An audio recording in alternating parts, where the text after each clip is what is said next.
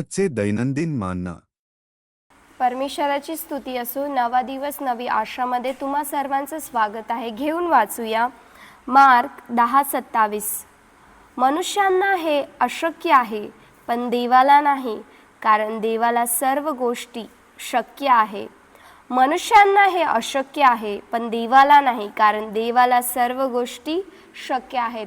आज परमेश्वराचं वचन आपल्याला सांगत आहे की मनुष्याला खूप साऱ्या गोष्टी अशक्य वाटत असेल, पण देवासमोर कोणत्याच गोष्टी अशक्य नाही. देवासमोर सगळ्या गोष्टी शक्य आहे. आज तुम्हाला असं वाटत असेल की माझा आजार अशक्य आहे बरा होणारा, माझे कर्ज जे माझ्या डोक्यावर आहे ते निघणं अशक्य आहे, मला काहीतरी गोष्ट मला घ्यायची आहे ती अशक्य आहे, आज तुम्हाला वाटू शकत असेल. पण परमेश्वर तुम्हाला बोलतो की जे तुम्हाला अशक्य वाटतं, तुमच्या मुलांची फीस भरायला तुम्हाला वाटत असेल की माझ्याकडं नाही होणार म्हणून, जे पण दवाखान्याचा खर्च आहे ते भरायला नाही होणार म्हणून तुम्हाला वाटत असेल, पण परमेश्वराचं वचन बोलतं जे तुम्हाला अशक्य वाटत आहे पण ते माझ्यासाठी अशक्य नाही.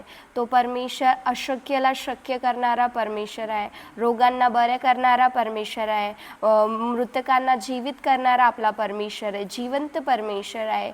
जेव्हा आपण इस्रायली लोकांच्या जीवनात बघू शकतो, त्यांच्यासमोर लाल समुद्र होता आणि ते परमेश्वराविरुद्ध कुडकुड करत होते, काय होणार, आम्ही इथं मरून जाणार म्हणून. मागे सैनिक आहे, पुढे समुद्र आहे आणि आजूबाजूला डोंगर आहे, आम्ही कुठे पळून जाऊ शकत नाही. आता आम्ही समुद्रात समोर जाणार तर समुद्र आहे, तिथं पाण्यात डुबून मरून जाऊ, नाही तर इथं थांबलो तर मागून सैनिक येऊन आम्हाला मारून टाकतील. अशी परिस्थिती त्यांच्या जीवनामध्ये होती. आणि जिथं मार्ग नव्हता त्या समुद्रामध्ये परमेश्वराने काय काढला, ती मार्ग काढला, असंभवला संभव केलं. आणि एवढंच नाही, आपण बघू शकतो की तुम्हाला असं वाटत असेल की मला संतान नाही आहे म्हणून, पण परमेश्वराने काय, अब्राहमाला जेव्हा तो पूर्ण म्हातारा झालेला त्या वयामध्ये परमेश्वराने 100 वयामध्ये त्याला काय दिलं, परमेश्वराने 75 वयामध्ये परमेश्वराने त्याला इसकाचा वायदा दिला की मी तुला एक मुलगा देणार, तुला वंश म्हणजे तुझं जसं रेती असतं त्याचे कण असतात तसे तुला वंश मी देणार म्हणून परमेश्वर बोलला की मी तुला देईल, एक पुत्र देईल म्हणून. एवढे वर्ष झाले अब्राहम वाट पाहत होता, पण त्याने अविश्वास केला नाही, त्याने परमेश्वरावर विश्वास केला आणि त्याने परमेश्वरावर विश्वास केला म्हणून परमेश्वराने त्याला इसाकाला दिलं. तर तुम्हाला पण असं वाटत असेल की खूपच असंभव आहे, अब्राहमाला पण वाटत होतं, पण त्याने कोणावर विश्वास केला, येशू ख्रिस्तावरती विश्वास केला.